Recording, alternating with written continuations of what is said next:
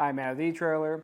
If you have a 2024 Mazda CX-30 and you're looking for a set of chains to get you through a lot of different locations, whether it be in moderate snow or ice, and you want something that's going to be pretty easy to put on too, then the Titan chain assisted tire chains are going to be a great option for you.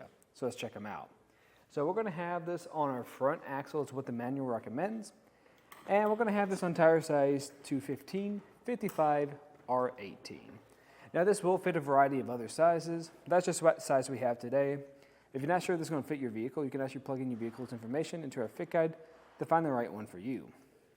But I actually wanted to showcase how to put them on first. So let's kind of get into that. So there's really not going to be a lot to it. A few things I like to do is to make sure I have some gloves, make this process a little bit easier, and then also make sure it's in the right orientation. So you want to make sure this gray cable is closest to your tire. And connecting this gray cable, you're going to see these hooks. You want these hooks to be facing down so the flat side is facing up, because that's going to be the side making contact with your tire. And we want to make sure we don't have any connections made in the center. I also recommend just checking your chains over to make sure there's no damages to your links. And when that looks good, we can start putting them on. Now the trick to this is just kind of separate them side by side. And if you're on a smoother surface like ice, you could just simply slide them behind your tire. Now if you're more on snow, you might kind of have to chuck them back there. But you want to still ensure that each side stays to the relative side. With that done, just kind of situate it so it's going to be a little bit easier to grab. And from here, we're going to grab the gray area. And we're going to make a connection on the back of our tire. It's basically going to be this block that goes into this channel, just like that. I'll do that now real quick. Behind our tire, that connection's made, just like I showed you. I'm going to maintain control of my chains and drape the front of them over. Now sometimes they might kind of get tangled up. Just kind of work with it a little bit. It should untangle itself. You'll make your second connection. There's going to be this green hook and this yellow link, just like that. And here we're really just trying to center it up to make sure everything's even. I'm going to come down to the bottom. And this is where we're going to use that rubber tensioner, that assisted tensioner.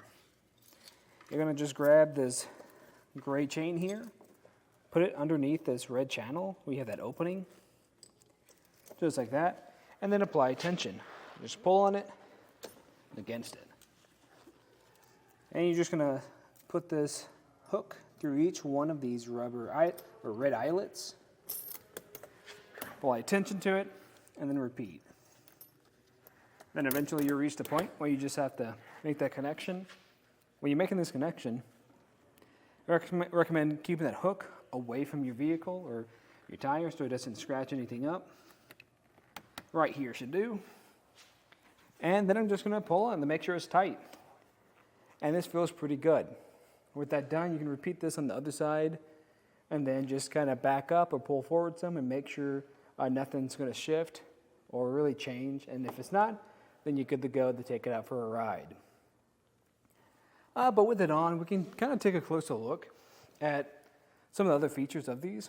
So when we're looking at the chains, or the links, these are going to be made from a nickel manganese alloy. So they're going to be very sturdy. They're going to last you a long time because they're going to be resistant to rusting. And they're going to have this square link design to them. With that square link design, what that's going to do is give you that extra bite to get through ice and snow. And what's great is these are actually S-Class chains. And it's important to have S-Class chains on a vehicle today because if we look over here by the suspension, we don't have a lot of space. Here is actually a lot of space comparatively to the rest of it. When we go behind our tire though, there's almost no space. I can barely even get my finger in between there. And that's where I recommend just sticking to Class S. And then finally, these are going to be a diamond pattern. So a diamond pattern is giving you more coverage on the tire. So that more of that surface area is giving you more traction and turn, helping you make those turns as you're driving. Now when we come to the center of our chains, I always recommend having some sort of tensioner on your chains, and we have one right here, is that rubber tensioner I had earlier. Now this is an assisted one, and this can give you more peace of mind as you're driving around.